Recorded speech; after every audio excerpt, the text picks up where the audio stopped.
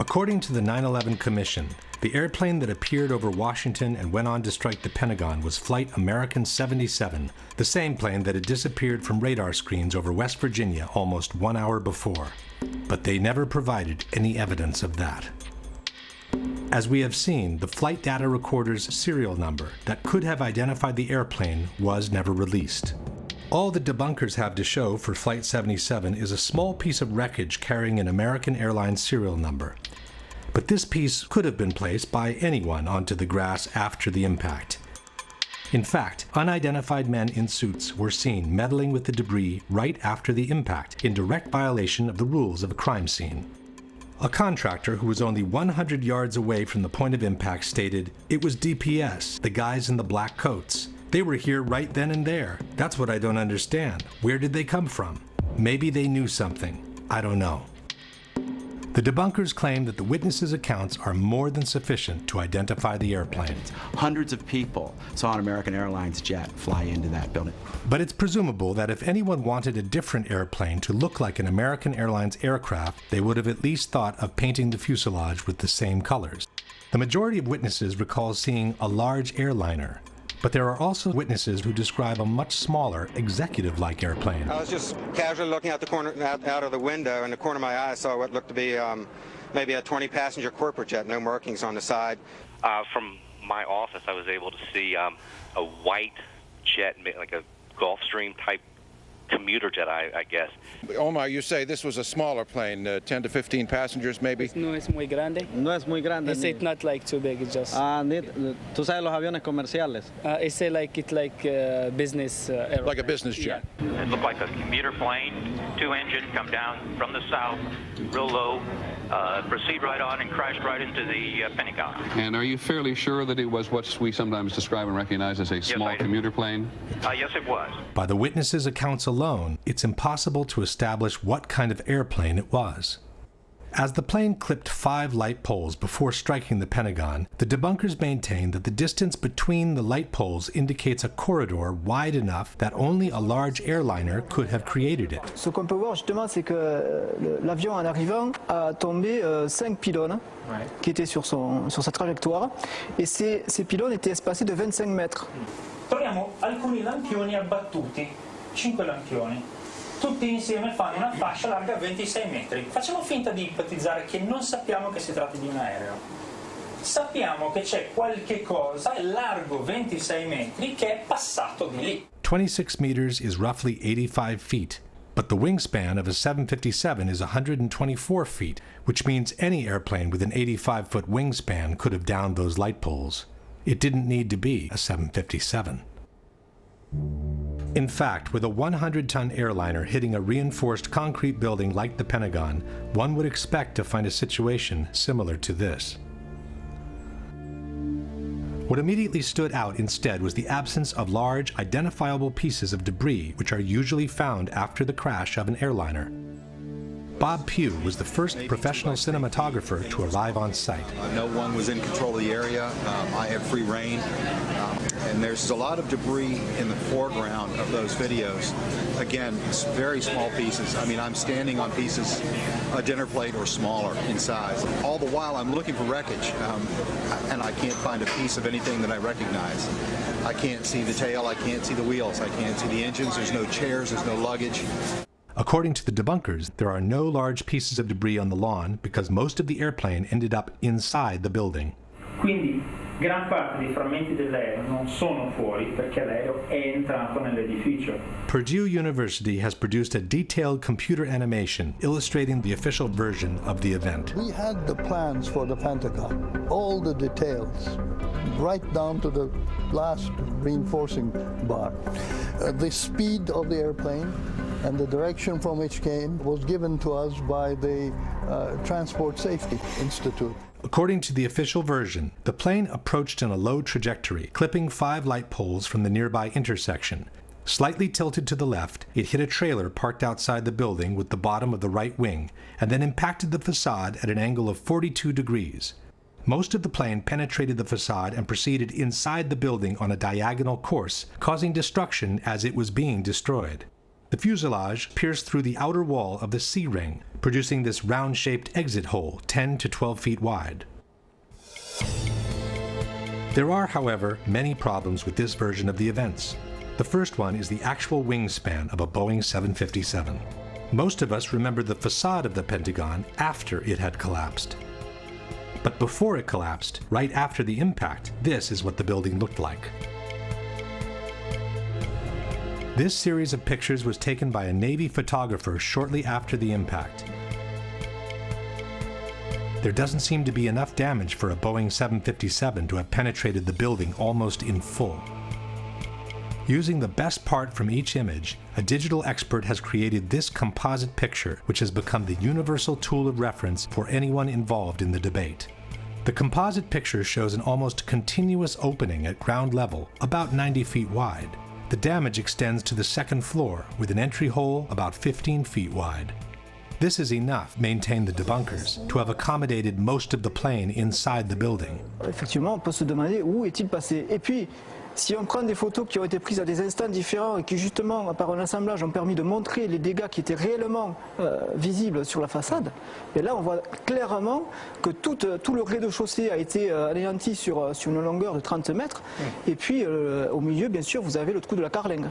That gash in the E-ring was about 90 feet across. The wingspan of the plane was about 124 and change. That punched the hole into the building. It is true, the wingspan of a 757 is 124 feet, but the debunkers forget that the plane came in at a 42-degree angle, which makes the projected wingspan on the facade 160 feet wide. That's almost twice the 90-foot existing gash.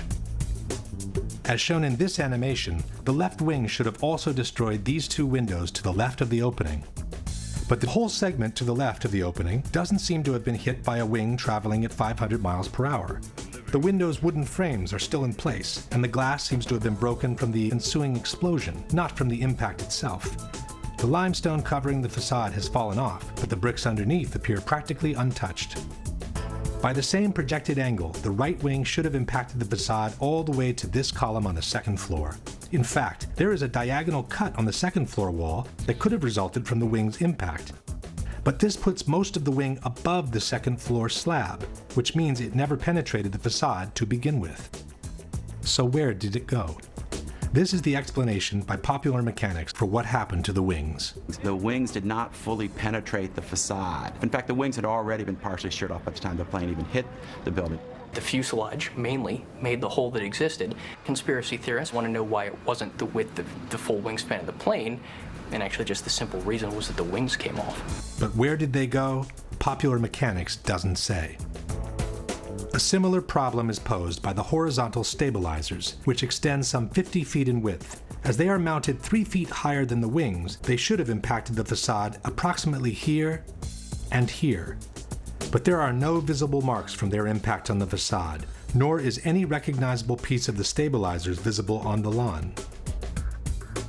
Same story for the tail, which raises 24 feet above the fuselage. At the time of impact, the tail should have hit as high as the windows on the 4th floor. The Purdue animation shows the tail entering the building in full, as if it were cutting through butter. But the facade above the entry hole doesn't show any significant damage, and the glass from the windows around the hole isn't even broken. For the missing tail and stabilizers, Popular Mechanics offers this generic explanation. A plane flying 500 miles an hour, hitting a concrete wall that is extremely reinforced, there's not going to be much left of it. You're not going to see it sitting on the lawn of the Pentagon in 1 or 2 or 3 pieces. But here is the problem.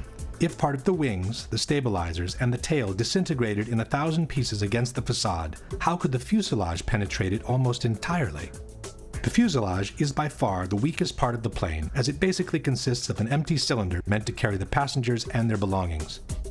How fragile the fuselage is compared to the wings is explained by aviation expert Jacques Rolland. Jacques Rolland, ancien général de l'armée de l'air, est aujourd'hui le meilleur expert en crash aérien auprès des tribunaux. Il n'est pas du tout évident de comprendre qu'effectivement, dès que vous avez un choc à l'avant, l'ensemble s'enfonce à la vitesse de pénétration en fait. Et le premier point dur se trouve ici. Tant que vous n'arrivez pas là, l'avion, c'est du papier. Question. How could the fuselage, which is the weakest part of the plane, penetrate the facade almost entirely, while part of the wings, the stabilizers, and the tail, which are relatively stronger, were unable to do so and were shattered in 1,000 pieces instead? Even more mysterious is the disappearance of the engines. The 757 that allegedly hit the Pentagon was equipped with two RB-211 engines built by Rolls-Royce. Almost 8 feet in height, weighing over 7,000 pounds each, the internal core of the engine is made with components so sturdy and resistant that they are considered practically indestructible. It has to rotate at about 10,000 revolutions per minute, the blade speed of about 800 miles per hour. The component itself operates at something like 300 degrees above the melting point of the alloy. To operate at around 1700 degrees, they're designed not to melt. Quali sono le parti che non vengono distrutte, che non si squagliano per il calore? Pezzi del carrello e il cuore dei due motori, che è molto più compatto dalla parte esterna dei motori, ovviamente è fatto in materiali che devono resistere alla temperatura, 2000-2500 gradi, per cui la parte centrale dei due motori è sicuramente sopravvissuta all'impatto. But where are they? In their animation, Purdue University has chosen to ignore the issue. As one can see, moments before the impact, the two engines simply vanish into thin air. Debunker Paolo Attivissimo has made what he calls a cautious suggestion. Questo è un motore Rolls-Royce RB211, questo è un oggetto trovato davanti al Pentagono. Quando dicevo prima, probabilmente i motori non sono completamente entrati, questo oggetto è di forma compatibile. Faccio il prudente, dico semplicemente che è di forma compatibile. But this rotor could have come from any engine. There is also another picture of a similar disc, or possibly the same disc, from a different angle. And then there is this part of an engine found inside the Pentagon. But we are not looking for scraps. We are looking for two 3-ton pieces of machinery made with steel and titanium that after an accident should look something like this. Or like this. Or like this. In fact, had the Pentagon been hit by a 757, the two engines would have impacted the facade around these 2 points, just below the wings. This means they would have proceeded inside the building on a path somewhat parallel to the fuselage, carving a trail of destruction much more devastating than any other part of the plane. È un proiettile simile il motore? Sì, sicuramente sì. Può essere tranquillamente un proiettile. Lanciato quello a 800 km/h, la struttura viaggia e non si ferma a un minimo ostacolo. But there are no engines visible outside the exit hole, nor are there any other holes in the wall that could have been caused by an engine. Question. Can you explain what happened to the core of the two engines, which is built with components so strong and resistant to be considered practically indestructible? Now for the biggest mystery of all, the exit hole. According to the official version, it was the fuselage of the plane that created this hole in the wall of the C-ring. On September 15, 2001, the Pentagon renovation manager stated, the plane penetrated through the E-ring, D-ring, C-ring. The nose of the plane just barely broke through the inside of the C-ring, so it was extending into AE drive a little bit. The AE drive is the internal alley separating the C-ring from the B-ring. But how could the fuselage have made it all the way through the wall of the C-ring? Un aereo che pesa 120 tonnellate, lanciato a 800 km/h, impatta una facciata, la trapassa. Nel trapassarla viene tritato dalle colonne che ci sono in mezzo, a mo' di grattugia, se volete, passate questo termine, e alla fine quel che rimane sono solo frammenti molto piccoli. Quel poco che rimane in fondo arriva dall'altra parte.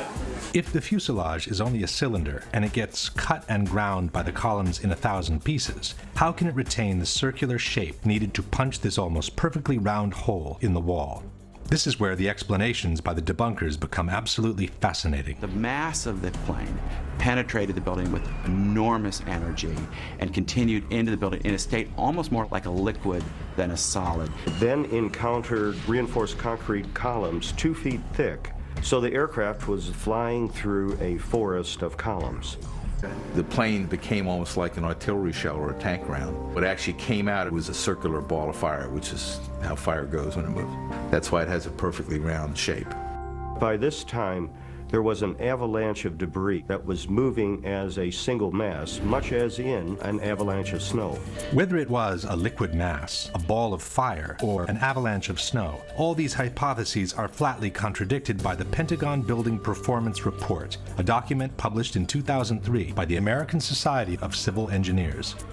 In assessing the condition of the columns on the first floor, the report reads, columns 3G, 3H, 3J, and 5J were damaged but still standing, although in the direct path of the fuselage. It is highly unlikely that any significant portion of the fuselage could have retained structural integrity at this point in its travel. The aircraft frame most certainly was destroyed before it had traveled a distance that approximately equaled the length of the aircraft. The length of the aircraft is 155 feet, which is roughly half the distance between the entry and the exit holes. That no substantial part of the fuselage reached the wall of the C-ring was also confirmed by the first eyewitnesses who described the damage inside the Pentagon. So the plane went in to the E, D, and to the C-ring. Not all the way through the C-ring. Furthermore, if we follow the lines connecting the exit hole to the impact zone at the angle of 42 degrees, we see that the path is repeatedly blocked at some point or another by columns that are damaged but still standing. This means that no substantial piece of debris could have traveled from the impact zone to the exit hole in any case. Question: given that, according to the Pentagon Building Performance Report, the aircraft frame most certainly was destroyed before it had traveled a distance that approximately equaled the length of the aircraft, and that it is highly unlikely that any significant portion of the fuselage could have retained structural integrity from that point on, can you explain what caused the almost perfectly round exit hole in the outer wall of the C-ring? In conclusion, we have an opening on the first floor that's a bit more than half the projected wingspan of a 757, the tip of the left wing and most of the right wing missing without a valid explanation, the horizontal stabilizers and the tail also missing without a valid explanation, a fuselage that behaved more like a warhead than an empty cylinder made with aluminum, no trace whatsoever of the core of the two engines, and an exit hole on the C-ring that no one can rationally explain. Given all these facts, we must conclude that the damage observed at the Pentagon is not compatible with and must have been created by something other than a Boeing 757. The mystery of what hit the Pentagon could have been easily solved if the FBI had released the videos from dozens of surveillance cameras that are placed all around the impact zone. Yeah, there were a lot of cameras around the Pentagon. If you look at the Pentagon, you can see that there's cameras on each corner. There's cameras at some of the businesses around the Pentagon. And we know in those cases, the tapes were confiscated immediately by the FBI within hours of the event. When a Freedom of Information Act requesting all the videos covering the impact zone was filed, the FBI agent in charge of the tapes responded, "The FBI possessed 85 videotapes that might be potentially responsive to plaintiff's FOIA request. But," concluded the agent, "I determined that only one videotape showed the impact of Flight 77 into the Pentagon on September 11, 2001. This is the tape we have all seen many, many times." The FBI could have released all the videos anyway, just to allow the public to see by themselves what was actually shown in each of them. But for some reason, they preferred to keep them under wraps. I've filmed before down at the Pentagon before 9/11. There's got to be at least 100 video cameras ringing that building, in the trees, everywhere. They've got that plane coming in with 100 angles. I want to see the video. I want to see 100 videos that exist of this. Why don't they want us to see that plane coming into the building? Not only has this question never been answered, but an in-depth analysis of the only footage of the impact ever released contains a dramatic surprise. Initially, the DoD released these 5 frames taken from a Pentagon parking security camera. Later on, in 2006, the DoD released the entire sequence from which the 5 frames had been extracted. The time-lapse sequence runs at approximately 1 frame per second, and it shows the moments leading up to the impact, the large explosion, and a billowing fire that ensued. Unfortunately, the video does not show the airplane in transit. All we can see in the frame preceding the explosion is what appears to be the tail of an airplane followed by a trail of white smoke. But the body of the plane remains covered by this concrete column standing in the foreground. The Department of Defense also released a second video, taken by a different camera from the same parking lot. The second camera was actually located in the very column that obscured the view of the plane in the first video. This aerial shot of the Pentagon shows the actual location of the two cameras. The second camera faces in the same direction as the first, and it offers a clear, unobstructed view of the same field of action. By using the moment of the explosion, we can synchronize the two cameras with absolute frame-by-frame accuracy. By synchronizing the two cameras, we notice that the second video begins earlier than the first, while the first lasts longer than the second. This leaves us with a middle, common section of about 100 frames, which are perfectly synchronized with each other. From the moment the police car moves on, the action proceeds in an identical manner both in the frames preceding the explosion and in those following the explosion. Especially in the second part of the videos, after the explosion, we can verify how each couple of frames depicts exactly the same action by looking at the shape of the billowing smoke.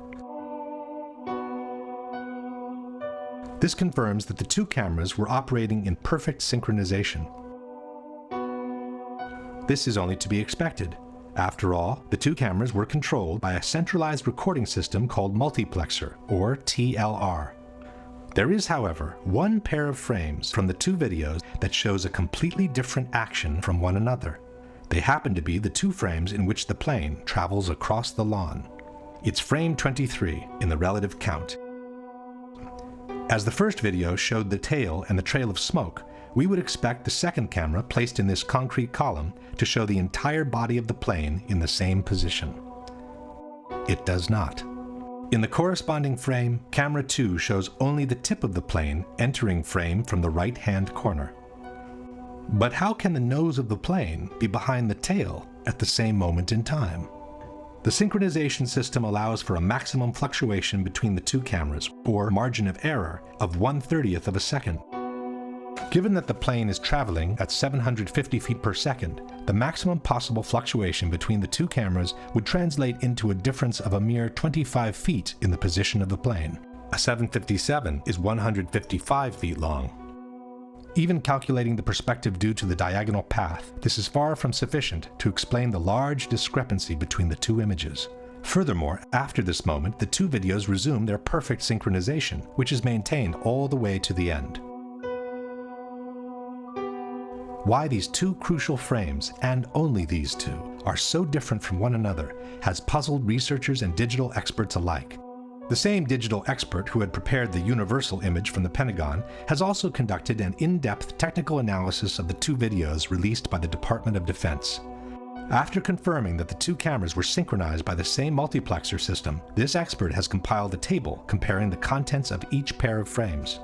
As one can see, frame 23 is the only one showing a strong inconsistency between the two images.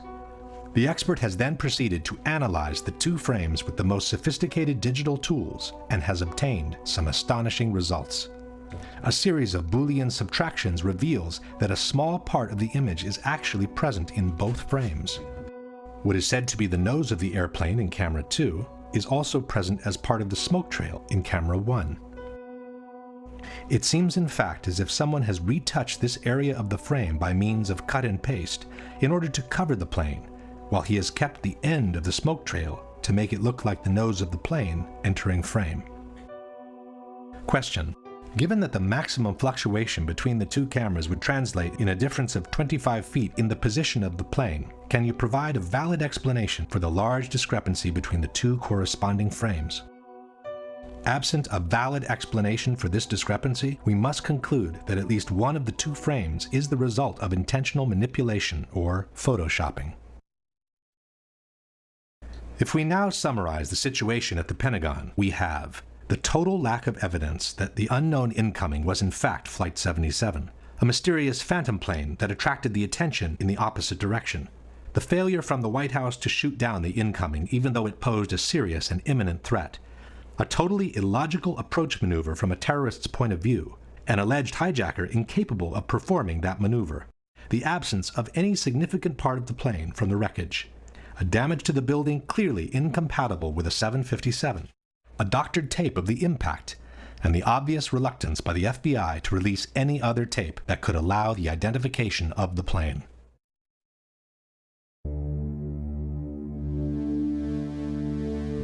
The whole issue of Flight 93 basically boils down to one question. If you just happened to drive by and someone told you that a Boeing 757 has just crashed into this hole and most of the 100-ton airliner is now buried under the ground, would you believe it or not? This is the kind of puzzlement the people from Shanksville experienced when they arrived on the crash site of Flight 93. We drove back that road, and where the road ended, that's where the plane was. And I mean, you know, the only thing I could tell, you know, I get out, you know, like I said, I heard this thing, you know, I felt the explosion, saw the fireball, and I get up there and I'm thinking, where is it, you know? Just debris, pieces, small pieces of debris, and you know, the trees were singed and burning, it was just smoldering.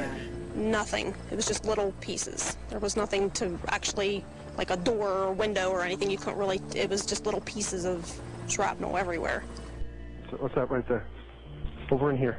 TV reporters were also at a loss when faced with the idea that an actual plane had just crashed on that site. You know, at first I wasn't even sure that this was, that these were pieces of the plane. They're so small, and it's indistinguishable. You can't tell whether it's a piece of the fuselage or a piece of the seats. You don't know what it is. Chris Kanicki, he's a photographer. He was back there just a couple of minutes ago, and Chris, I've seen the pictures. It looks like there's nothing there except for a hole in the ground. Basically, that's right. From where we could see, there wasn't much left. Any large pieces of debris at all? No, there was nothing that you could distinguish that a plane had crashed there. It's really all you see is a large crater in the ground and just tiny, tiny bits of debris. Alert also went out to Somerset County Coroner Wallace Miller. He hurried to the scene, an abandoned strip mine. When he arrived, he couldn't believe his eyes. It looked like someone had gouged about a 10-foot wide, 10-foot deep trough through the strip mine area. But when you looked in, it was just covered with dirt. There was nothing there that you could really say was an airplane. Dennis Roddy was the editor-in-chief of the Pittsburgh Gazette. Airplane debris? Nothing I could identify. Possibly the most disconcerted of all was the mayor of Shanksville, Ernie Stuhl. Ja, mein Schwager und ein guter Freund von mir waren die Ersten hier. Sie haben in Shanksville an einer Straßenecke gestanden und sich unterhalten. Ihr Wagen stand gleich in der Nähe und so waren sie die Ersten hier. Dann kam erst die Feuerwehr. Alle waren wie vor den Kopf gestoßen, weil sie zu einem Flugzeugabsturz gerufen wurden. Aber da war kein Flugzeug. Kein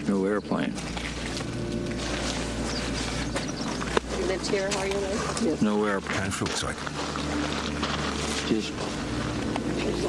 Sie wurden hier zu der Unfallstelle geschickt und da war kein Flugzeug? Nein, da war nichts. Nur dieses Loch. Das ist es, was Sie sahen. Ich dachte immer, das sei die Absturzstelle.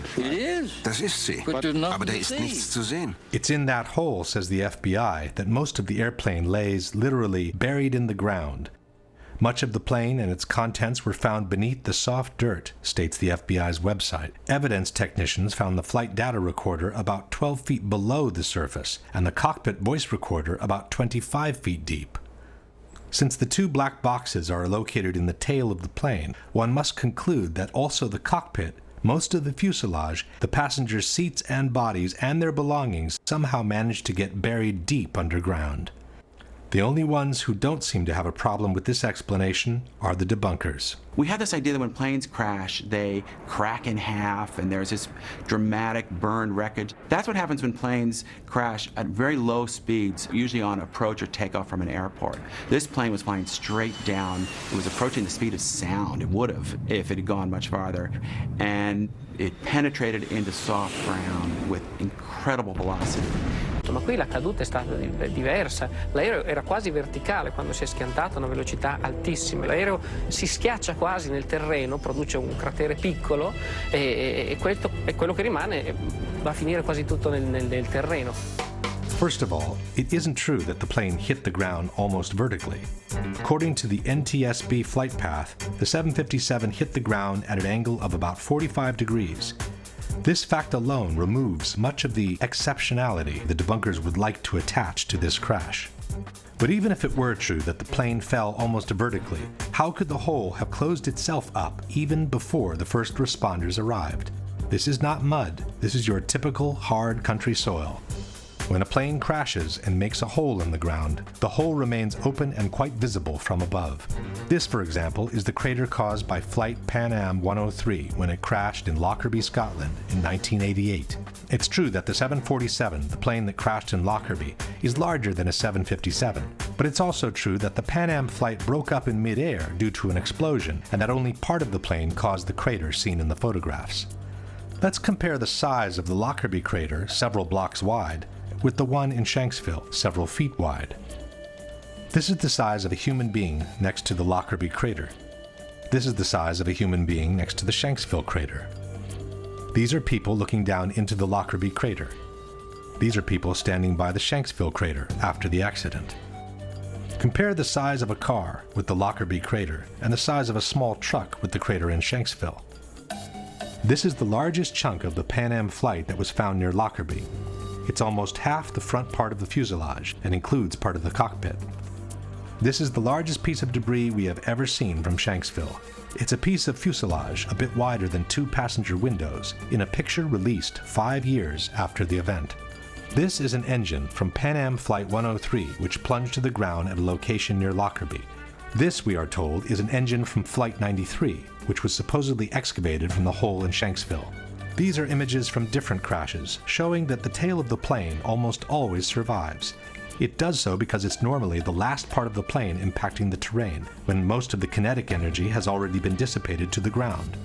This is the mark on the ground that was supposedly left by the tail of Flight 93 before it vanished into thin air.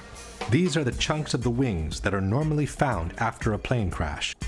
These are the marks that the wings of the plane allegedly left on the ground in Shanksville before vanishing with everything else into thin air. And this is the center of the hole, which is supposed to have swallowed practically the whole fuselage. But this is where the official story of the crash becomes truly fascinating. According to the FBI, after 2 weeks of excavation in Shanksville, 95% of the plane had been recovered.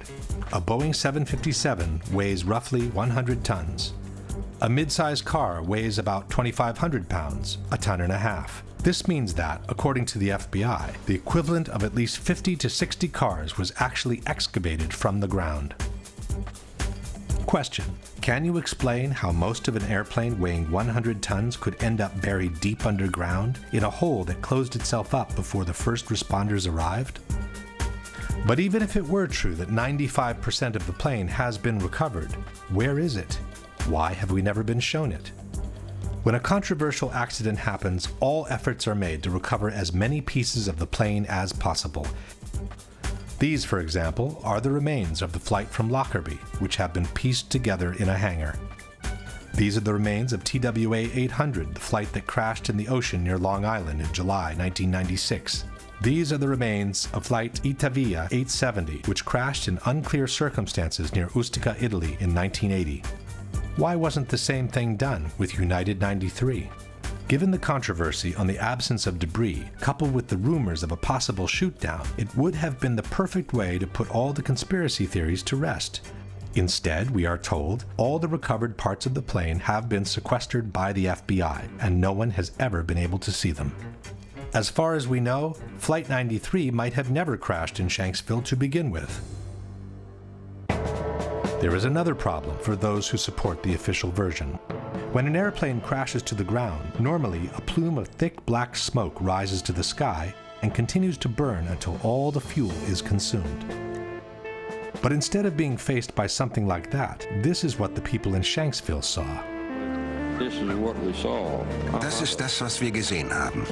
Sieht fast aus wie ein Pilz. It looked like a mushroom cloud, he said.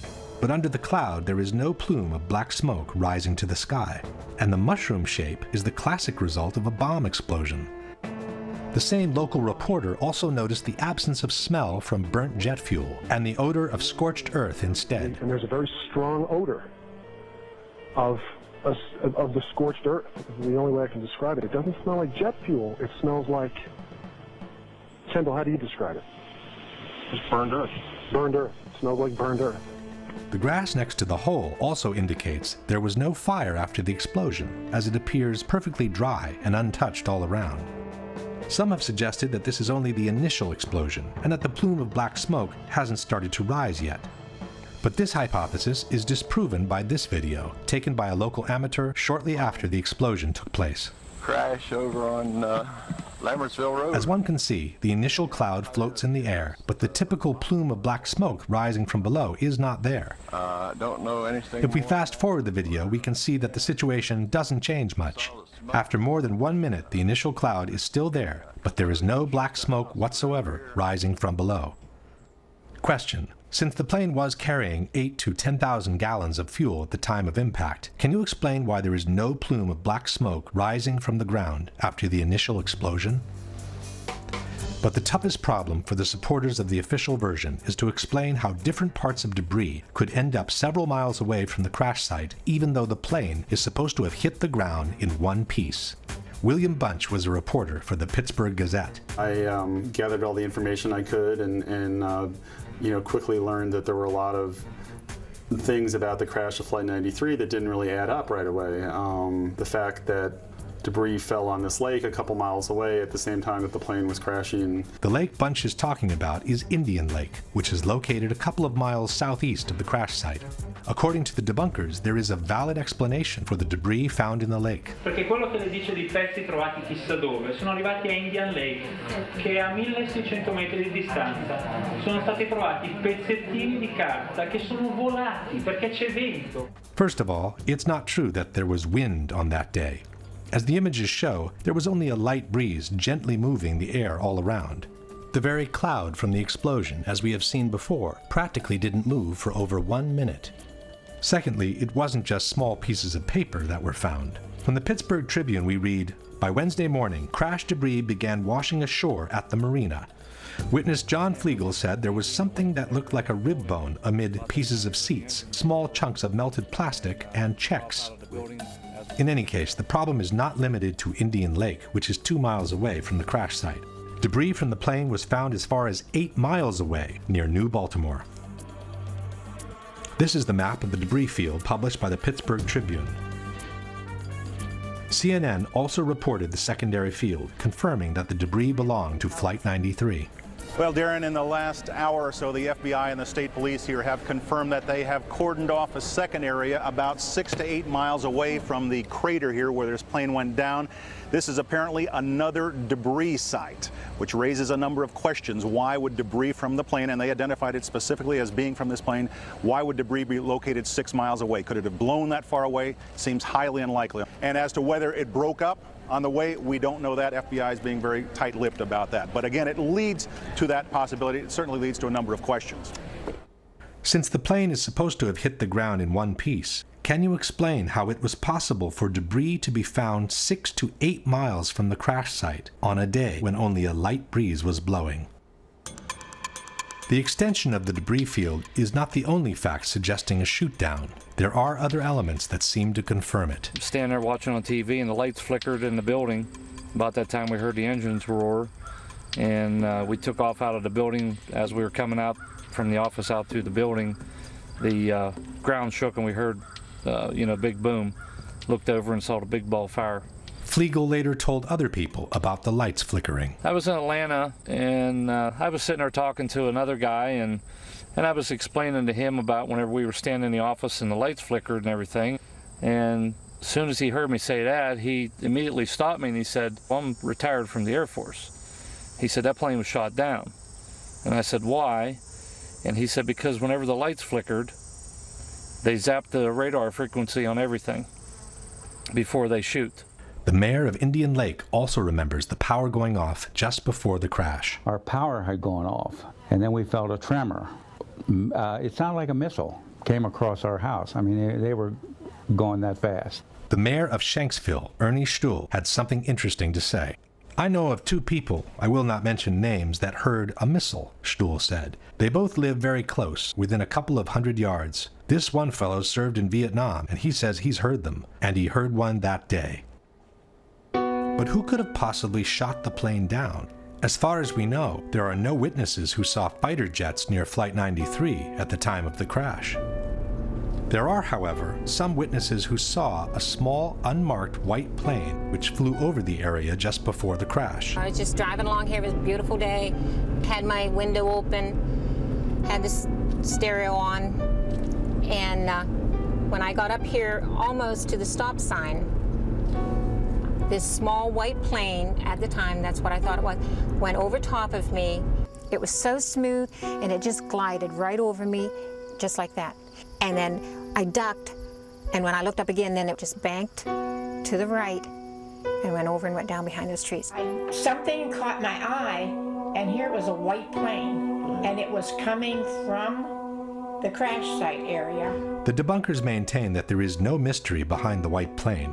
It was a corporate jet, they say, which air traffic controllers had asked to take a look on the ground after they realized they had lost Flight 93. There was, in fact, a little white jet that was seen in the area after Flight 93 crashed. A number of witnesses saw it. It was a little Dassault Falcon corporate jet that was flying to a nearby airport. And what happened is once air traffic control knew they had lost Flight 93, they asked the nearest aircraft to go over the area and actually radio back exact coordinates for the crash site. No. Susan McElwain, however, remembers seeing the white plane before the crash, not after. About 11:30 that night, the FBI came, wanted to talk to me. They kept asking me how big the plane was. I said the plane, you know, it was small, wasn't much bigger than my van that I saw, and that it went over top of me. And I said, you want to make sure maybe it was ours and not somebody else's. And then that's when he did seem to get a little nicer. Told me that it was a white Learjet. Someone was taking pictures. I said, before the crash? And he says, well, we got to go. John Flegel also saw the mysterious plane. Since Flegel arrived on the spot within a minute from the crash, the corporate jet sent by the air traffic controllers would not have had time to descend over the area yet, while the mystery plane was already getting away from the spot into the blue sky. We got there, like I said, probably within 45 seconds or a minute of impact. We were there. We were there before any firemen, any paramedics, or anybody. We were on site. When we got there, there was a plane flying up above, and he was smart. He flew straight for the sun, so you couldn't look at it and see exactly what type of plane or if it was a fighter or what it was. But you know, we caught a glimpse of it, and as he was swinging, he was basically traveling in the same direction as the plane. If the plane was actually shot down, one big question arises. What are we to make of the heroic gesture by the passengers who chose to force the plane to the ground, we are told, in order to save the lives of other fellow countrymen? In truth, this heroic gesture by the passengers has been refuted by the 9/11 Commission itself. It was the hijackers wrote the commission, and not the passengers, who chose to intentionally crash the plane in Shanksville. The passengers never even made it into the cockpit. From the final report we read, at 9:57, the passenger assault began. But for more than 5 minutes, writes the commission, the passengers were unable to break into the cockpit. After a while, as the outside attack continued, Jarrah asked, "Is that it? Shall we finish it off?" A hijacker responded, "No, not yet.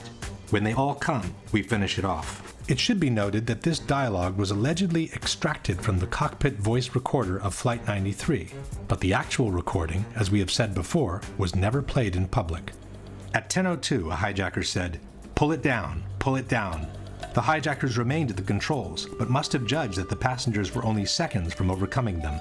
The airplane headed down, the control wheel was turned hard to the right.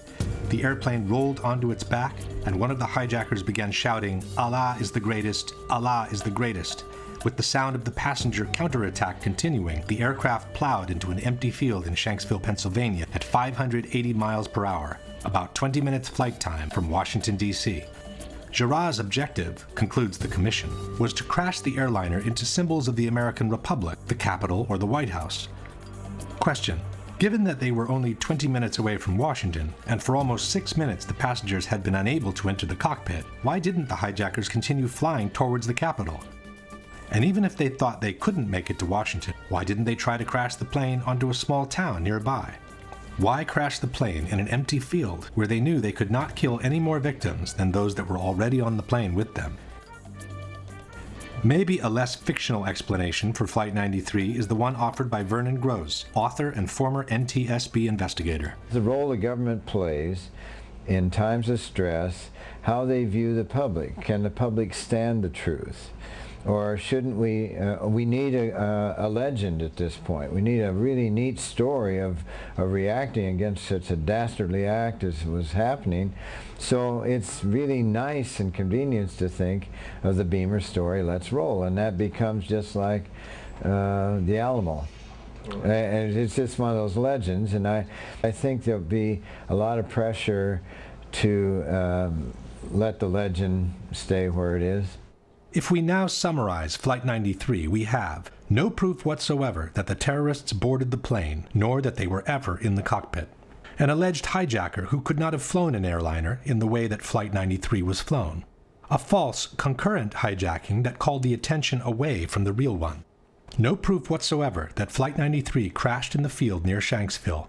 An extended debris field which flatly disproves the official version of the crash and suggests that the plane broke up in mid-air instead. An unexplained small white jet leaving the area right after the impact. And the fact that the passengers who called from their cell phones could not have been on that plane to begin with, which strongly suggests their revolt was a scripted, fictional event intended to fuel a prefabricated legend.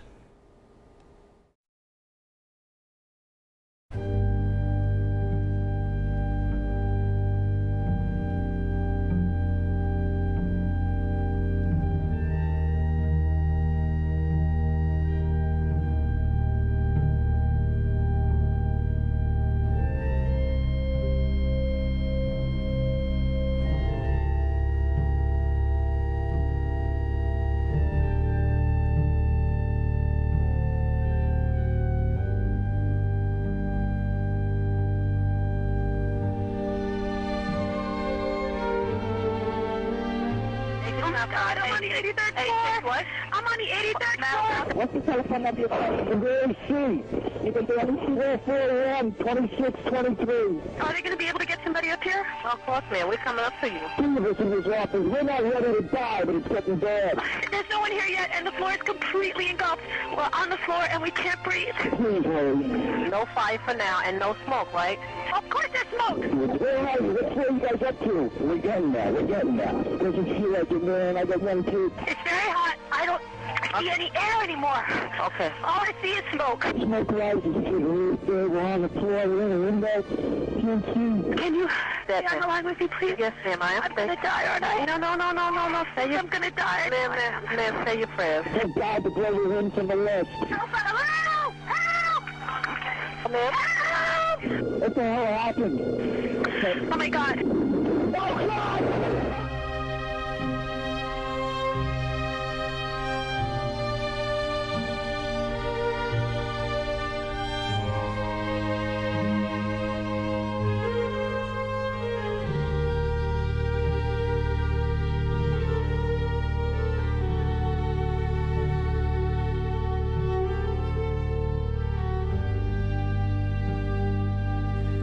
For most Americans, the destruction of the Twin Towers will remain embedded in their memories and their hearts as the epitome of horror, astonishment, and unjustified human suffering.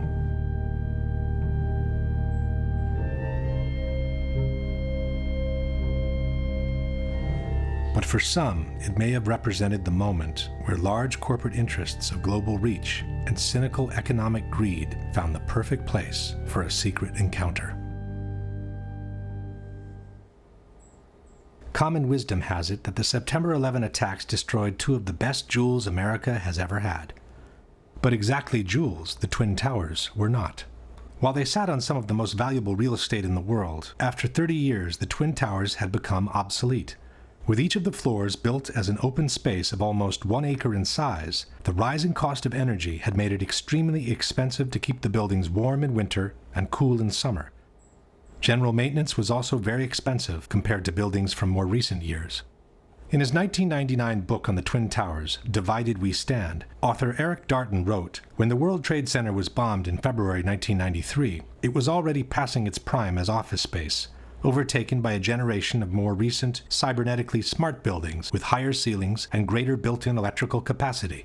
To maintain the Trade Center as Class A office space commanding top rents, the Port Authority would have had to spend $800 million rebuilding its electrical, electronic communications, and cooling systems."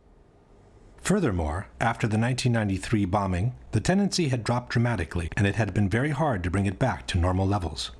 But the biggest problem with the Twin Towers was the large amount of asbestos they contained.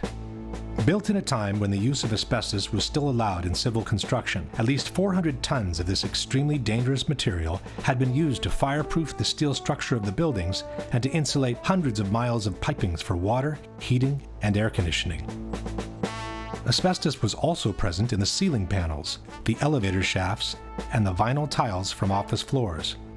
From a property condition assessment of the Twin Towers dated December 2000, we read, according to Port Authority records, a total of 7 million square feet of vinyl asbestos floor tiles were installed in the World Trade Center. By the time asbestos was banned from civil construction, the Twin Towers were nearing their completion. Initially, the asbestos was encapsulated wherever possible to prevent the particles from being inhaled. But in the 1990s, the regulations grew tighter, and every time a simple renovation was needed, the complete removal and replacement of the asbestos was also required. At the same time, because of the health risk it posed, the cost of asbestos removal and abatement had been skyrocketing. Safety procedures required the areas to be treated to be vacated in advance, hermetically sealed, and kept under negative pressure at all times to prevent particles from escaping outside. Only specialized workers could access the area, wearing airtight suits and respirators. A full decontamination process was required every time they left the area. In the mid-90s, the Port Authority put out different bids for the removal and replacement of the asbestos in a case-by-case scenario. For example, this is a 1995 contract for the installation of 2 low-voltage substations in Towers 1 and 2. One section in the contract listed the replacement of asbestos at floors 41, 42, 75, and 76 in Tower 1 and floors 75 and 76 in Tower 2. Total cost for the asbestos removal and replacement, $868,000. Tower 2, 40th floor. Contract for asbestos removal and abatement, total cost $650,000. Towers 1 and 2, removal of asbestos and new ceilings at floors 7, 41, and 75. Total cost $882,000. It soon became clear that the Twin Towers were quickly turning from a prestigious asset into a serious liability. From the December 2000 condition assessment, we read, from 1986 to 1999, a total 31 contracts were bid, and a total of $58.2 million was spent in abatement projects. By then, 3.5 million square feet of vinyl asbestos floor tile was removed.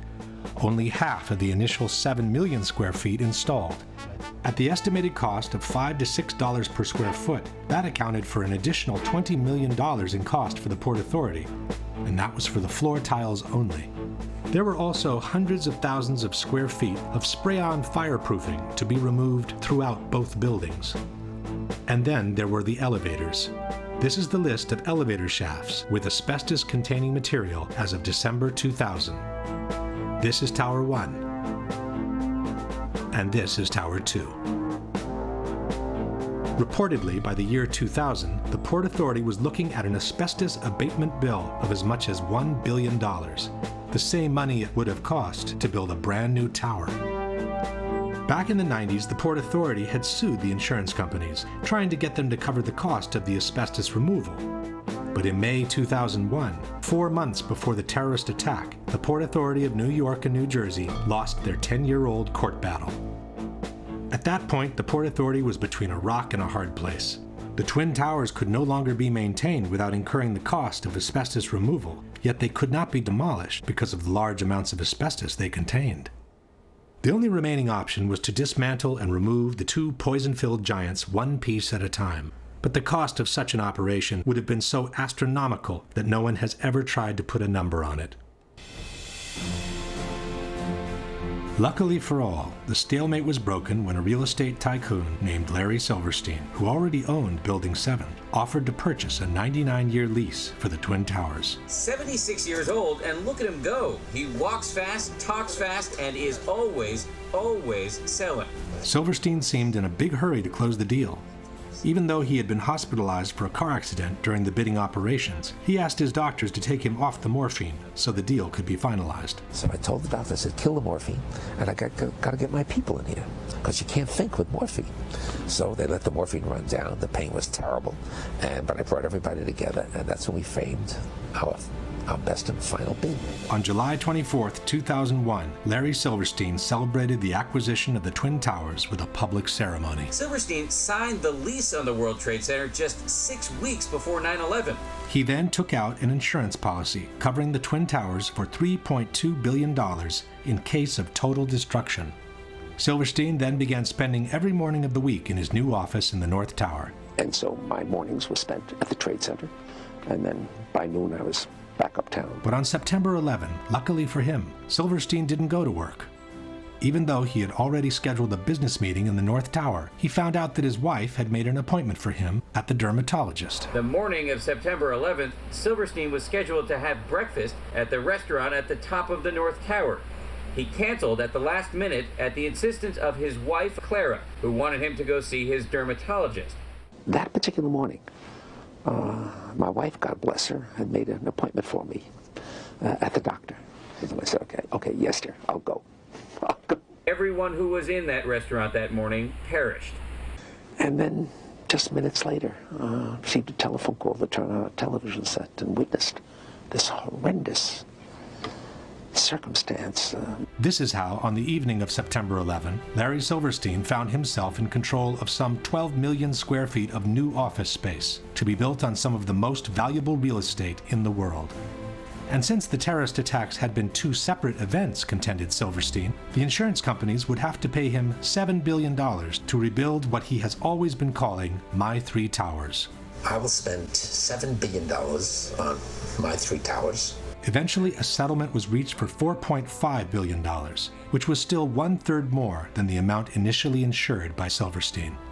And since on September 11, due to the terrorist attacks, Building 7 had also been destroyed, Silverstein received another $800 million to rebuild a skyscraper that had originally cost $400 million. It's a much more beautiful building. It's a glass facade, allows the light to come into the space. The views on four sides are phenomenal, and the space looks magnificent. In the meantime, all the asbestos from the Twin Towers has been inhaled by the citizens of downtown Manhattan, and especially by the first responders and volunteers who worked at Ground Zero, who are now being decimated by mesothelioma and other pulmonary diseases. In the debate over the destruction of the World Trade Center, two important organizations have played a major role. One is NIST, the National Institute of Standards and Technology, which was officially tasked by the U.S. government to investigate the collapse of the three skyscrapers. In 2005, NIST presented their final report on the collapse of the Twin Towers, and in 2008, the one on Building 7. For the Twin Towers, NIST concluded that they were brought down by the consequences of the impacts and the ensuing fires, while Building 7, according to NIST, was brought down primarily by fire alone. In other words, they fully confirmed the official version by the U.S. government. The other organization to bear weight on the debate has been Architects and Engineers for 9/11 Truth, an association of professionals in civil construction founded in 2006 by San Francisco architect Richard Gage. Architects and Engineers lists over 2,000 experts in structural engineering, science of materials, architectural design, fire protection, science of construction, metallurgy, and even experts in controlled demolitions. Since they've entered the fray, Architects and Engineers has brought to the table a solid amount of scientific information refuting the official explanation by NIST on the collapses and confirming the theory of controlled demolitions instead. At the same time, Architects and Engineers has acted as an unrelenting watchdog for every action taken by NIST, pointing out every single error in their work, and even forcing them, in some cases, to make corrections to their reports. I think it's something that we need to clarify and correct in the final version of the report. Okay.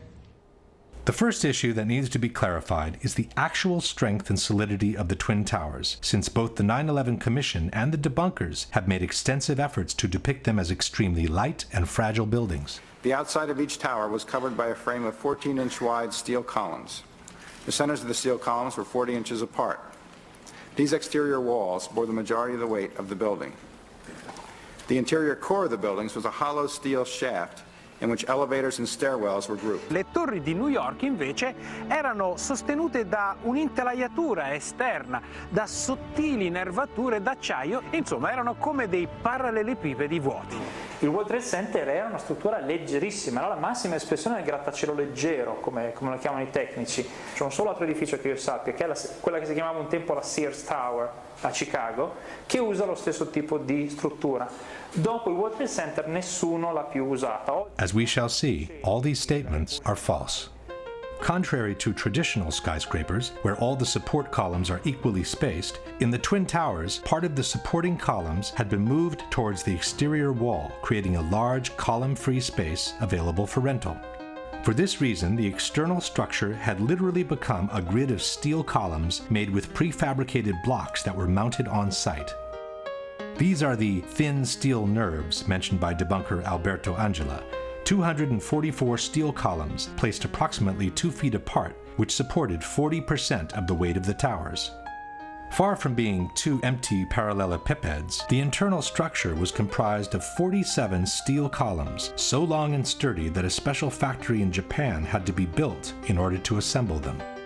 It was the core structure to support the majority of the weight of the building, 60% of it, and not the external structure. The core structure seen on the left is what the 9/11 Commission has called a hollow steel shaft. This is the same core structure near the base of the tower. The core structure was an actual, extremely robust steel skyscraper built within another skyscraper. The core structure housed the stairs, the elevators, and all other services needed for the functioning of the tower. The inner walls of the core structure were made of simple layers of sheetrock.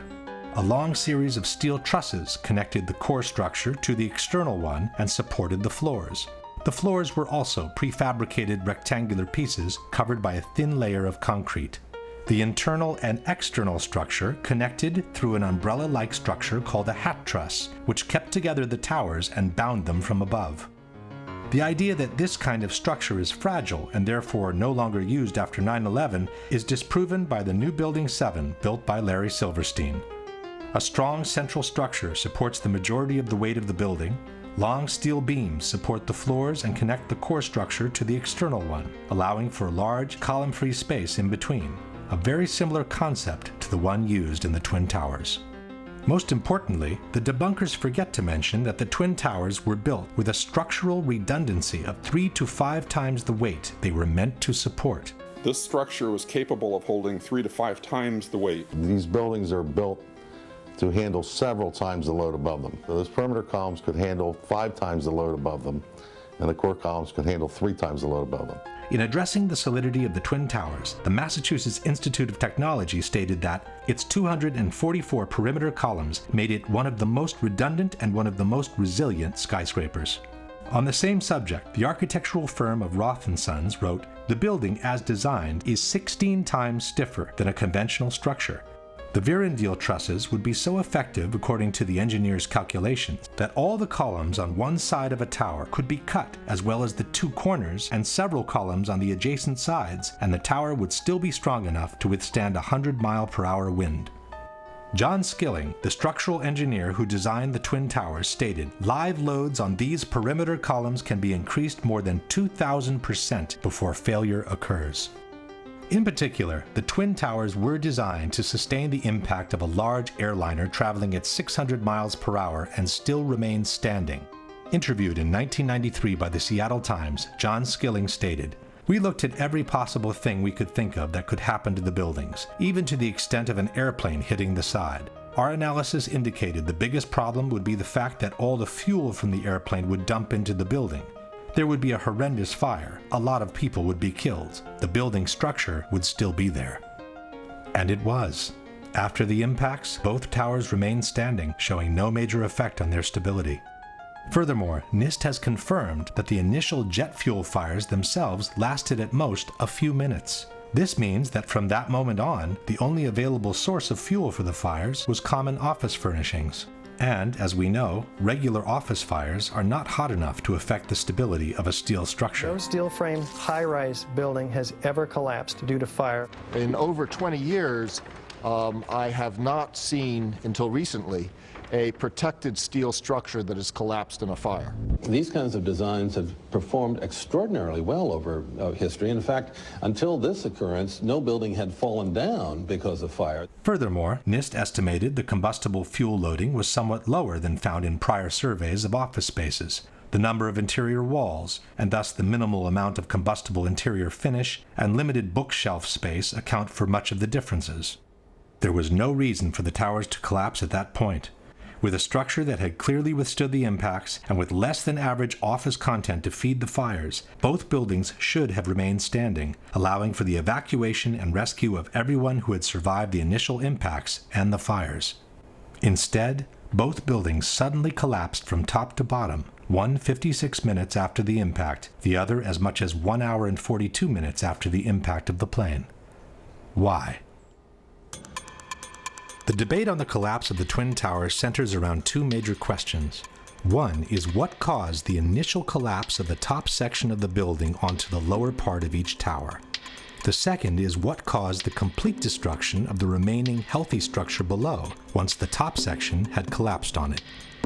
As far as what initiated the collapse, at first we were told that the heat of the fires had softened and melted the structure of the building. In 2002, NOVA depicted a scenario envisioned by many experts at the time, that the truss connections failed in the extreme heat, causing the floors to fall onto one another, precipitating the collapse. As the steel began to soften and melt, the interior core columns began to give. Then you had this sequential failure that took place where it all pancaked one after the other. In fact, it became known as the pancake theory. Donc ça a donné lieu à la théorie qu'on appelle la théorie du pancake. C'est-à-dire que, comme cette partie-là est tombée sur un plancher, ce plancher a cédé, puis en cascade, c'est tous les planchers qui ont cédé, qui sont tombés les uns sur les autres. C'est ça qu'on appelle la théorie du pancake. But the pancake theory had a major flaw. It forgot to explain why the core structure of the towers collapsed. Furthermore, experts pointed out that jet fuel produces barely half the heat needed to melt steel. It would not have been enough to disconnect the trusses from the external structure. It's not that it melts in a fire. In fact, the fires, normal fires, are not hot enough to melt steel. Even if you were, for example, to use an unusual fuel like kerosene, you cannot achieve temperatures hot enough to melt steel.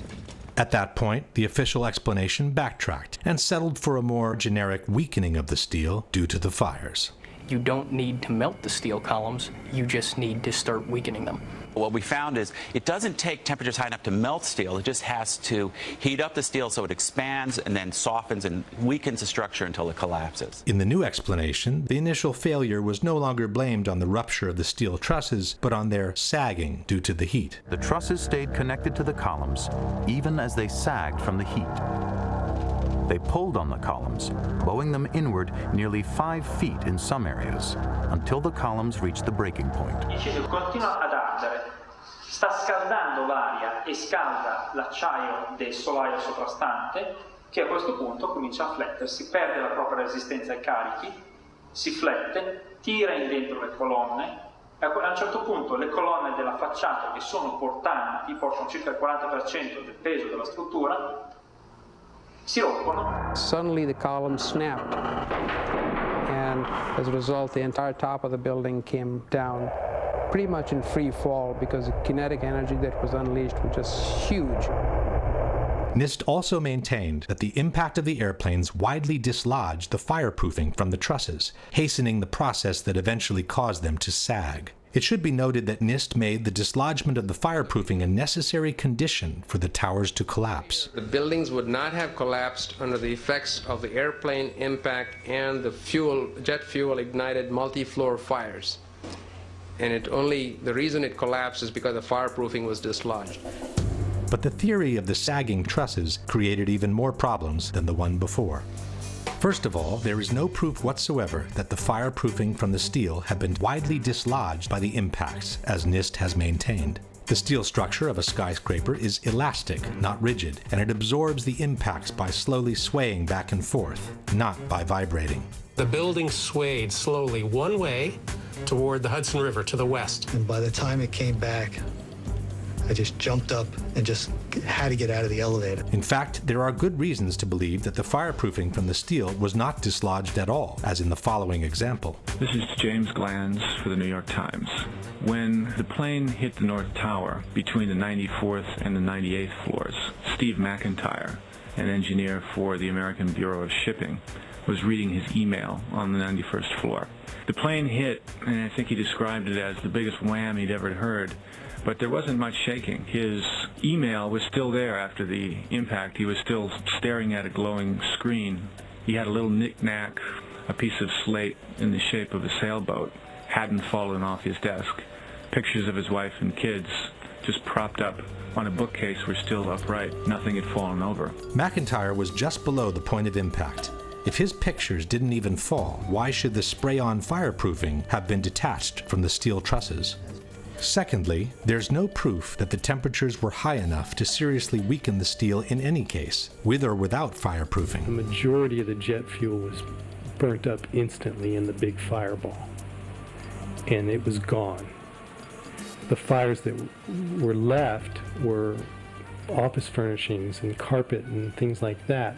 A lot of things in these kind of buildings have to be fire resistant by nature. It's required by code. In their computer simulation, NIST claims to have observed temperatures beyond 1800 degrees during the fires. But NIST has used their own computational model, and they've never published the data from their simulation. When architects and engineers asked to verify the computer model used by NIST, their request was denied. The truth is that NIST itself admitted in their own report to have no proof for temperatures high enough to seriously weaken steel. From the NIST report we read, of the more than 170 areas examined on 16 perimeter column panels, only 3 columns had evidence that the steel reached temperatures above 250 degrees centigrade, or 480 degrees Fahrenheit. Only 2 core column specimens had sufficient paint remaining to make such an analysis, and the temperatures did not reach 250 degrees centigrade. No conclusive evidence was found to indicate that pre-collapse fires were severe enough to have a significant effect on the microstructure that would have resulted in weakening of the steel structure. In other words, NIST openly admits to have no proof to support their own theory. In conclusion, the known facts are: steel melts at about 2800 degrees Fahrenheit. Softening can begin at about 1100 degrees Fahrenheit. Except for 3 isolated spots, NIST admits to have found no proof of temperatures beyond 480 degrees Fahrenheit, which is less than half the temperatures needed to seriously weaken steel. On the other hand, there is multiple evidence that the temperatures needed to seriously weaken steel were not reached for a sustained time in the Twin Towers. The first one is that a group of 16 people managed to descend through the area devastated by the impact without obviously being burned alive. One of them is Brian Clark. And when we came to the 78th floor, the last layer was standing, but it was cracked, and there were flames licking up the other side of the wall like this. It wasn't a roaring inferno. I sensed that the flames were maybe starved for oxygen right there, you know, in the interior. We kept going, and we got onto the 74th floor. When we got down that far, normal conditions. The lights were on, fresh air coming up from below. AVISynth has maintained that these people managed to survive because in that part of the building the stairwell runs on the side of the tower and not through the center. Quando sono passati di lì, sono passati attraverso una zona che era nell'angolo opposto rispetto agli incendi. Quindi è logico che non siano stati bruciati. Questa scala fa questo giro e scende. In truth, stairwell A traverses to the side of the tower on the 82nd floor, but Clark and his colleagues were on the 84th. This means they descended 2 floors in the center of the tower before crossing over. Furthermore, one of Clark's colleagues went back from the 81st to the 91st floor before descending all the way to the ground. Ron DiFrancesco, who went in the 81st floor with me, he went up to 91, caught up to the people, laying down on the floor, to thinking that there was fresher air at floor level. He made his way back to the stairs. And so I started to run downstairs, and so I ended up on ground level, and I went to walk out. Had there been a temperature of 1100 degrees around the stairwell, nobody would have been able to go through it alive. Secondly, there is a series of thermographic images shot with an infrared camera showing temperatures much lower than those needed to soften steel. This is the North Tower, seen from below. It's 9:18, about a half an hour after the impact of the first plane, and the indicated temperatures do not reach the color yellow, which means they don't exceed 100 degrees centigrade or 212 degrees Fahrenheit. And this is the South Tower, some 15 minutes after the impact of the second plane. Here too, the indicated temperatures do not exceed 212 degrees Fahrenheit. But the major problem with the sagging trusses theory is that it doesn't make any sense from a mechanical point of view. Even assuming the temperatures were high enough to make them sag to such an extent, where did these relatively thin trusses find the strength to pull and then break apart a supporting structure much larger and stronger than they were? The phenomenon suggested by NIST is called thermal expansion. If one assumes that the trusses were forced to expand downwards by the vertical structures resisting the push, it means they were weaker than the structure, and they would have never found the strength to pull it inwards. If instead the trusses sagged on their own, so weakened by fire to become unable to support their own weight, where would they find the strength to pull and break apart the same structure that had easily supported them when they were strong and healthy? In either case, the idea that the trusses alone would have been able to pull and break apart the external structure makes no sense. As we shall see, the external structure did bow inwards before the towers collapsed. But a much greater force than their own must have been applied to those trusses for them to be able to pull and break apart the structure they were attached to. Question: can you provide any evidence that the fireproofing from the steel trusses was widely dislodged by the impact of the planes, which NIST has made a necessary condition for the collapses to be caused by fire?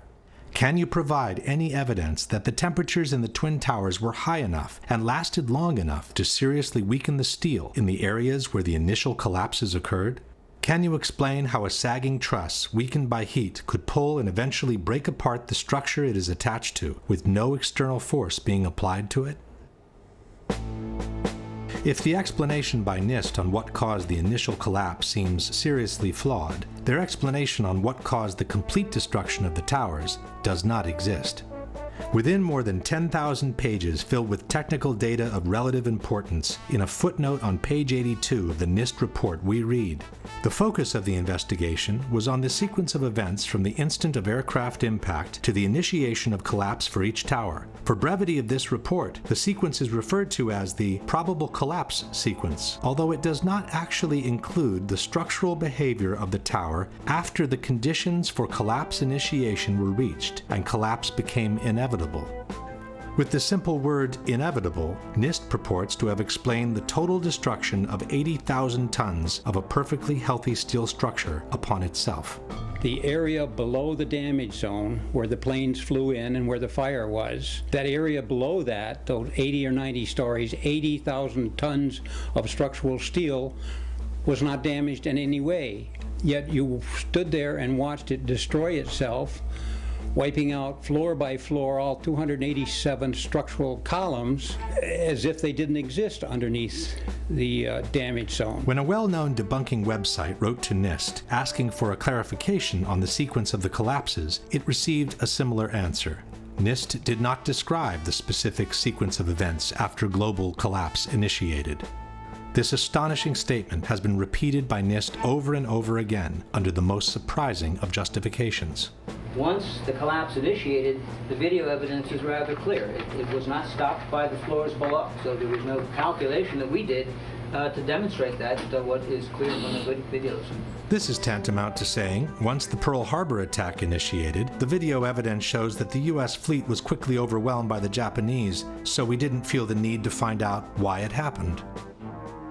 To make up for this embarrassing void, the debunkers often point at some independent studies which purport to explain the collapses by gravity alone. Ci sono opere tecniche come quelle che vedete citate qui che analizzano in estremo dettaglio la dinamica del crollo delle torri gemelle e non trovano niente di strano. The study most quoted by debunkers is called What Did and Did Not Cause the Collapse of the WTC Twin Towers in New York by Czech engineer Zdeněk Bazant. But in his own study, Mr. Bazant admits to have worked on a one-dimensional model, while he states, the high tilt seen on the South Tower top would call for a three-dimensional model of progressive collapse.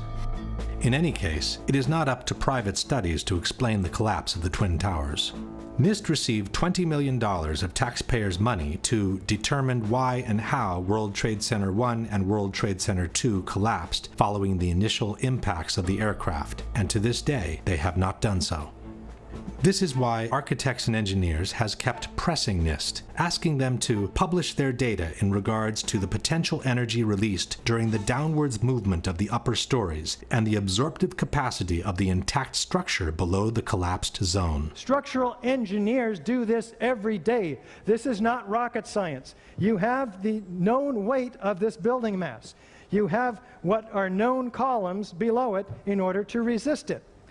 You let it go in your models and you calculate what the resistance is. Why didn't they do it? Could it be because they knew darn well that it would not have collapsed at all? In fact, it could be suggested that NIST never explained the collapses by gravity alone because it would be impossible to do so without violating at least two of the most fundamental laws of physics. One is Newton's third law of motion, which states that for every action there is an equal and opposite reaction. This means that two opposing forces will neutralize each other. In a head-on collision, the two cars absorb each other's kinetic energy and transform it into physical deformation or damage. After that, the system comes to a rest, as there is no more energy to be dissipated. The top section, pushing on the bottom section, it's going to meet equal forces as it goes. Both sections are going to be demolished at the same rate. So by the time you've crushed up 15 stories below it, the top 15 stories are also going to be crushed. And so there's nothing left now to crush the rest of the building. Something of this kind is what we should have seen when the top section of the towers collapsed onto the lower one. The upper and lower sections should have mutually destroyed each other until all the energy is dissipated and the system comes to a rest. Alternatively, as shown in this experiment with two towers made of snow, the top section could have fallen off to the side after the initial collapse. What could not have happened is this. A little tiny chunk of the building can't possibly fall and crush the entire structure below it. This is such a simple, fundamental concept that architects and engineers were astonished in seeing it totally ignored by NIST. This is high school physics. And our whole society is being led to believe that these fundamental laws of physics, hard science, don't apply anymore.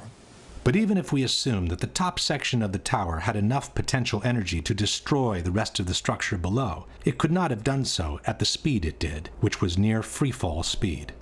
That would have violated an even more important principle in physics, known as the law of momentum conservation. This law states that the total energy within an isolated system must always remain the same. As we have seen, the energy can be transformed within the system, from motion to physical deformation.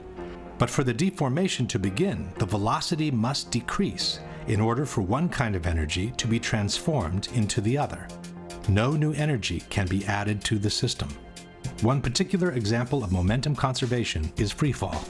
Freefall happens when the only force applied on an object is gravity. This means that all the potential energy contained by the object is converted into vertical motion. As soon as the falling object hits an obstacle and breakage occurs, the speed must decrease because some of its energy needs now to be converted into physical breakage.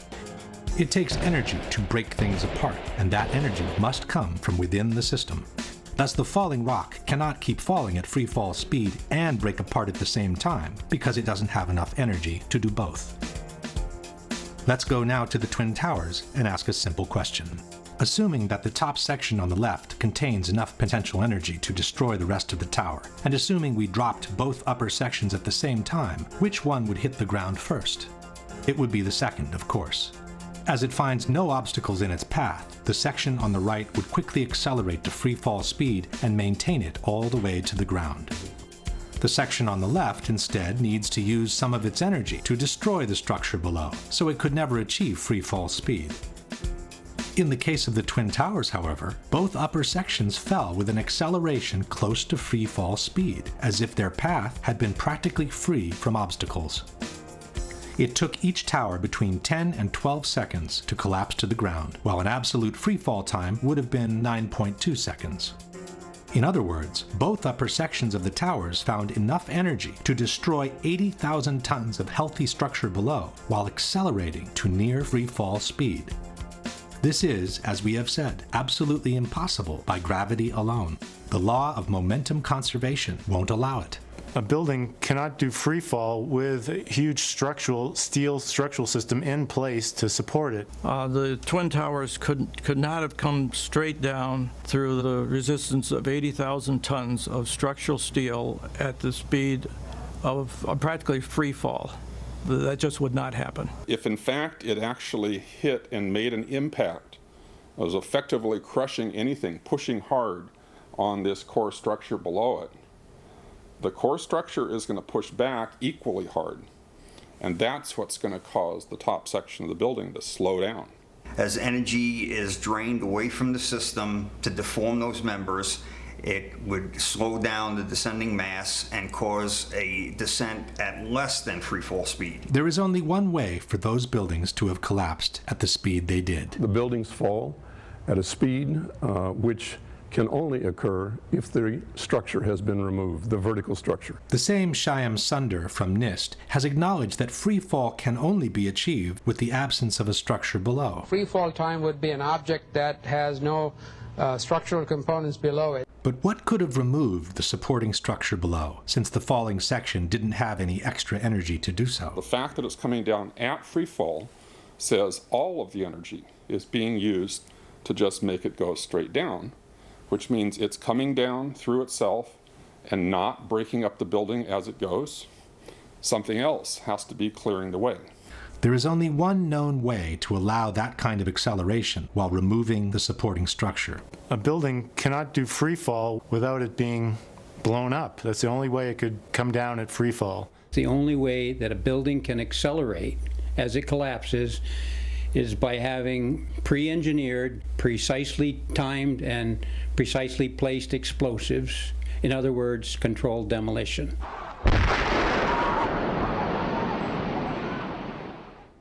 Since a near free-fall speed automatically means a controlled demolition, the debunkers have tried to deny that the Twin Towers fell in about 10 seconds each.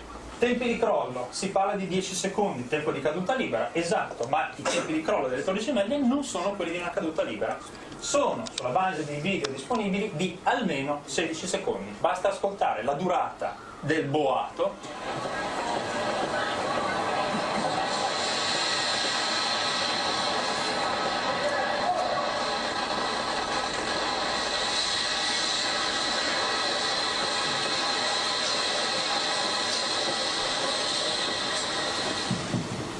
Quindi, se avete contato con me, sono un po' più di 10 secondi. We couldn't count with him, as it's very difficult to establish the exact duration of a collapse by listening to the sounds only. Furthermore, a couple of seconds more or less would not make a big difference, as the time for the transfer of momentum between each collapsing floor must be considered anyway. So a floor impacting on a floor below would transfer momentum, and that floor, those floors would transfer momentum such that in the Twin Towers, if you didn't have any columns whatsoever, it would still take a minimum of 30 seconds for these towers to collapse just by transferring the momentum of the floors. In any case, the near free-fall speed of about 10 seconds has been confirmed by different official sources.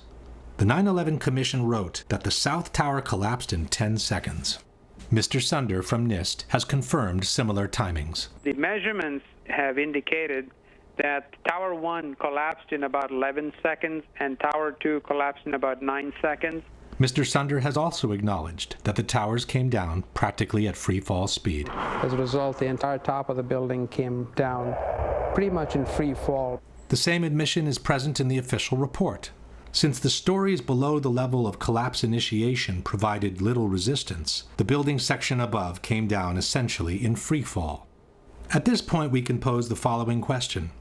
Given that the building section above came down essentially in free fall, given that for free fall to occur, no supporting structure must be present, and given that the falling sections didn't have any extra energy to destroy the structure below, can you suggest anything different from some kind of controlled demolition for the removal of the supporting structure, which was necessary for near free fall speed to be achieved?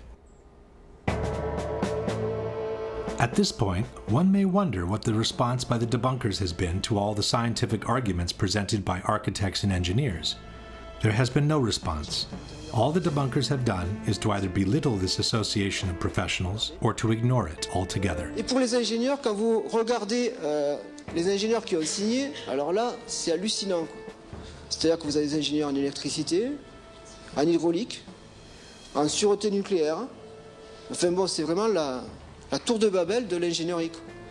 Les personnes qui sont compétentes en calcul de structure, alors je les ai regardées, une petite trentaine, je suis généreux. Hein. Whether the experts in structural engineering are 30 or 300, it should not make any difference. It's their arguments that must be refuted, and Courant has never done so. AVISynth instead has chosen to belittle architects and engineers as a whole by terming all its members as gymnasium builders. Abbiamo soltanto Richard Gage e I suoi 1200 costruttori di palestre che dicono ma secondo noi. But AVISynth has never responded to their arguments either. But the most shocking statement comes from Popular Mechanics. In their book, Debunking 9/11 Myths, they wrote, "Not one of the leading conspiracy theorists has a background in engineering, construction, or related fields." This statement appears both in the original publication, dated 2006, and in the revised edition, published in 2011. By then, architects and engineers had been active for almost 5 years, listed more than 1,300 experts in civil engineering, had made presentations in 20 different countries in the world, and had been invited on national television several times. And what caught my eye is their claim that more than 1,300 architects and engineers examined the evidence about Building 7's collapse and disagree with the official report issued by the National Institute of Standards and Technology. I certainly am much more open-minded about it than I was, and it is because of the involvement of the 9/11 families and all these engineers and architects. Clearly, they know more than I do. The truth is that from the moment architects and engineers has entered the fray, not one of their scientific arguments disproving the official version and confirming the theory of controlled demolitions has been refuted in any way by the debunkers or by anyone else.